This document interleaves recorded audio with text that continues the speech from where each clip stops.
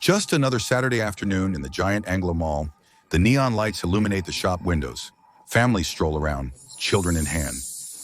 But at the entrance of a brand new building, a small line begins to form. A large yellow and red sign announces the opening of a concept completely new to France. No need to order at the table or wait for a waiter here. A tray, self-service, discounted dishes, and the promise of eating well for cheap. The restaurant is called Flunch, a contraction of fast and lunch. Initially, it was a crazy bet made by Leonard Vaucan, the boss of the Ocean Group. Inspired by American cafeterias, he believes France needs a simple, family-friendly place accessible to all. He is right. The concept takes off, with Flunch becoming increasingly popular each year. Institution. It's the place where families come to celebrate a birthday, where grandparents take their grandchildren, where students grab a bite after a shopping spree. Flunch represents the popular, optimistic, family-focused France of the Trente Glorieuses, with its all-you-can-eat vegetable buffet, traditional dishes, and great prices. In the 90s, Flunch reigns. Over 260 restaurants across the territory, serving 60 million meals annually, a discreet yet solid empire. But what no one saw coming is that the world was going to change, that lifestyles were going to accelerate, that shopping centers were going to empty out. That fast food was going to become synonymous with burgers, poke bowls, home delivery, not buffet style and sliding trays. Gradually and silently, Flunch started to vanish. Fewer customers, less opening, then the pandemic delivered the coup de grace. 100 restaurants closed in a few months, waves of layoffs, abandoned premises. Today, Flunch is but a shadow of the empire it once was. Hello, Team Mindset. I hope you are doing well. Following our last video on the fall and then rebirth of Quick, a subscriber suggested I talk about Flunch, a restaurant chain I loved when I was young. Let's analyze its history together. If you have other suggestions for interesting videos, please share them. It's always a pleasure to read your ideas. So, how did this company, a true national icon, go from being a star of popular dining to a relic of the past trying to survive? And most importantly, what strategic mistakes led to its downfall? We will also try to decipher together the elements that allow us to say whether the company still has a future or not. Like many other large chains, it is doomed to disappear. Let's go.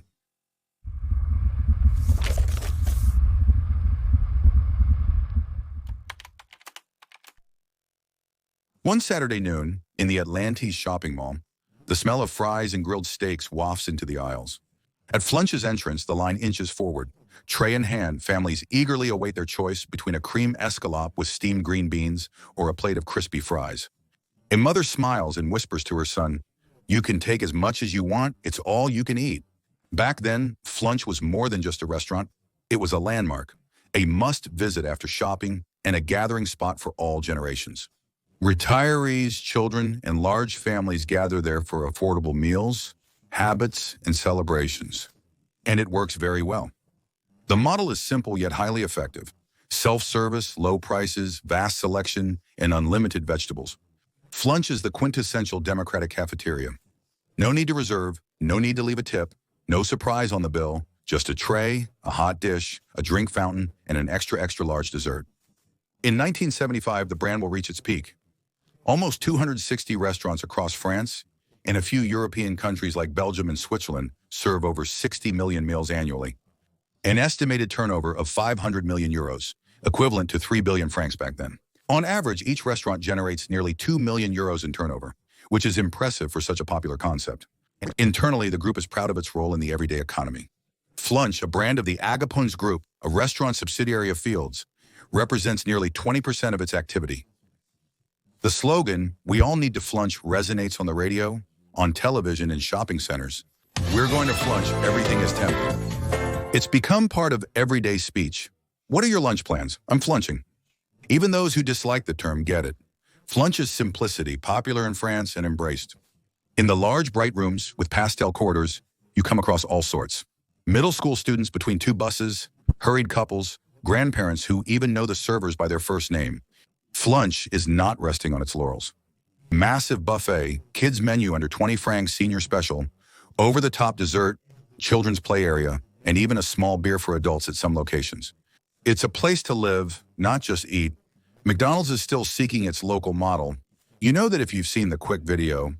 While Burger King struggles to establish itself in pizza pie, Casino, Cafeteria, or Crescendo remain confined to local areas. Flunch, meanwhile, has captured the family market, which represents an entire nation. However, in the shadows, something more insidious is moving, which Flunch doesn't anticipate. The world and habits are changing, and what Flunch has built over 20 years was soon to be seriously shaken.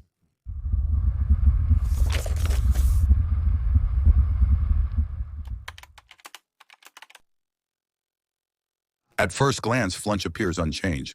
Trays roll, buffets overflow, and prices stay low. But upon closer examination, cracks have begun to form, starting with the audience. In the large dining room of a shopping center on the outskirts, the scene is revealing. The crowd consisted of families, retirees, and loyal friend groups, but lacked young professionals and trendy 30-somethings.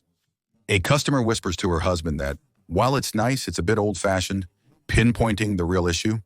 Flunch has failed to evolve with changing French society, remaining fixated on its traditional recipes. All-you-can-eat buffets are still appealing, but losing popularity. Speed is now the standard. As McDonald's expands to nearly every city, people are becoming accustomed to 90-second service. KFC, Domino's, Starbucks, Subway, brands offering a fast, standardized, and youthful experience. Flunch, on the other hand, will maintain a slow model. You take a tray, queue at different stands, serve yourself at the buffet, find a table, and get up to return the tray.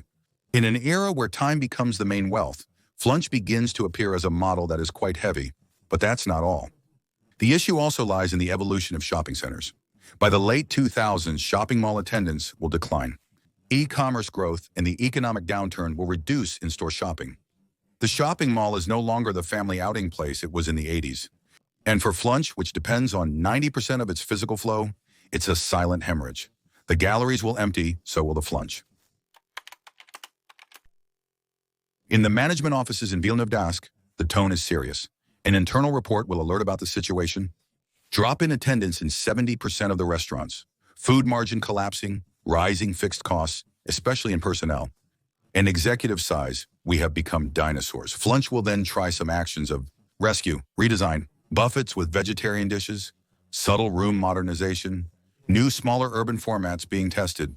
But the roots of the problem are too deep.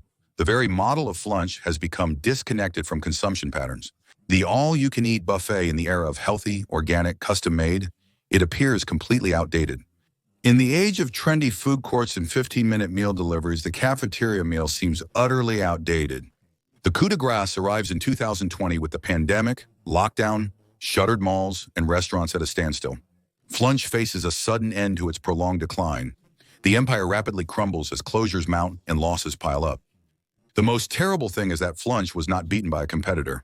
Flunch lost on its own. Against the evolution of society, faster lifestyles, individualized expectations, and consumers who prefer ordering from a smartphone over carrying a tray.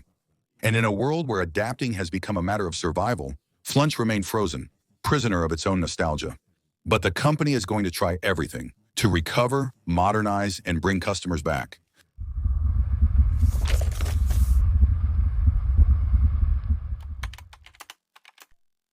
The meeting room in Villeneuve-d'Ascq has a somber atmosphere.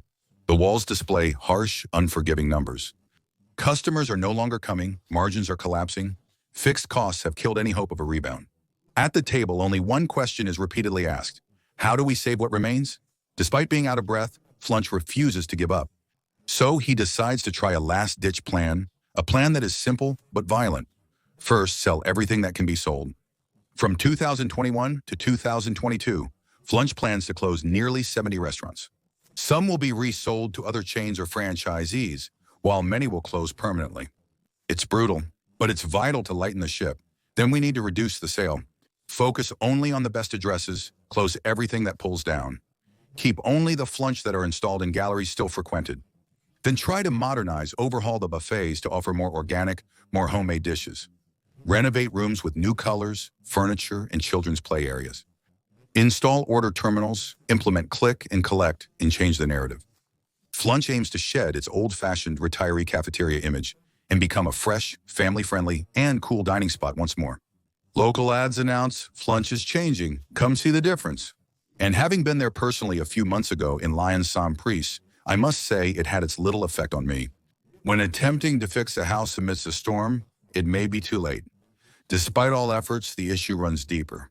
Because Flunch, in people's minds, remains associated with something else, with heavy trays, with lukewarm vegetables under the heat lamps, and to the afternoons when we get bored as we walk around in shopping centers that are empty. Changing a menu is easy, but altering an image in the collective memory is much harder. In 2025, Flunch remains operational, but is past its prime. Only around 125 restaurants remain open. Down from a peak of 260 attendance is still very low in many locations. The margins are extremely fragile. Flunch survives today but no longer inspires. For many, it has become a place that evokes memories, but not a place where the future is built. Flunch was more than just a San Presto in the beginning.